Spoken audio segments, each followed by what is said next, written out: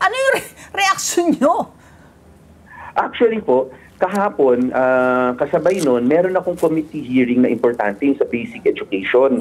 Dahil may mga importanteng paksa doon. Habang nagaganap po yung budget hearing, habang nag-share ako, bigla na lang po, yan na, madami nang tumatawag, maraming nagte-text. In fact, naisip ko nga noong una, i-adjourn ko ba itong committee meeting na ito? Or ipaubaya ko muna sa isang vice chair. Pero sa totoo, naisip ko, importante po talaga yung paksa kahapon. At sa totoo, parang sa isip ko, wala naman akong dapat katakutan.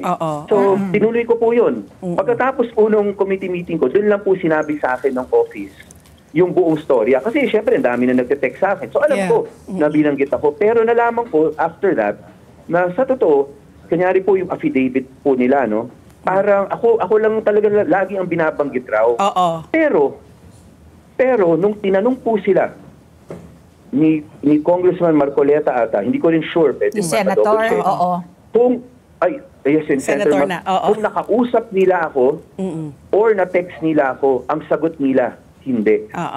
Doon pa lamang, doon po yun eh.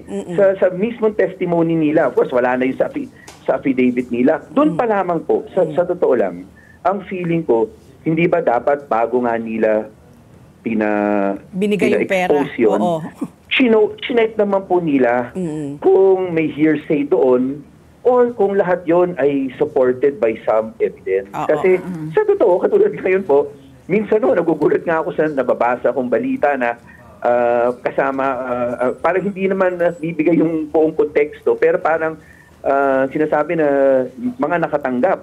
Ganun ka agad eh. So syempre, yung makakabasa o makakapanood, kung hindi naman nila titingnan yung konteksto, yung text mismo papanoorin, yun talaga. Kaya, in that sense, kaya sabi ko nga, lahat po ng tumatawag sa akin, talagang nagpapa-interview ako. Kasi ito na lang talaga yung paraan ko na at least masabi yung side ko, ma-clear ko yung side ko, at ma-point out po kasi maliwanag po dun sa testimony nila mismo eh.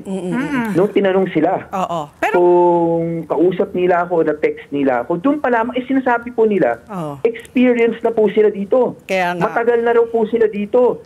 Ito raw, sinabi pa nga sa akin, nagpapakaawa raw na at the end of the day, parang wala yung sistema.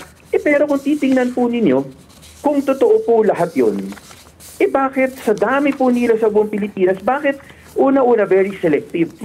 At talagang wala namang basehan katulad yung sa akin. Sila na rin na nagsabi, wala kaming pag-uusap, wala rin silang text sa akin. I ask my follow-up question with all due respect to your staff. Ano po, na wag naman pong sasama ang loob sa akin. Na kasi it has happened before, na yung minsan yung mga galamay ng personalidad ang gumagawa ng pera. Wag lang magtatampo sa akin ng mga staff nyo, ha? Pero kayo po talaga, you can vouch for the integrity of the people under you. Yes po. Ayun, masisigurado ko yung within my office po. Sure ko po yan. Sa totoo po, yan, mavavouch ko. Aminin ko po, hindi naman perfecto. Even in the past, in little things, pero pag meron kami nakita in little things, sa totoo po, kinakausap namin, binibigyan namin ng warning, pag hindi pa rin nagbago, ay doon talagang kahit na matagal na namin kasama, ay umaalis na rin po ng office namin.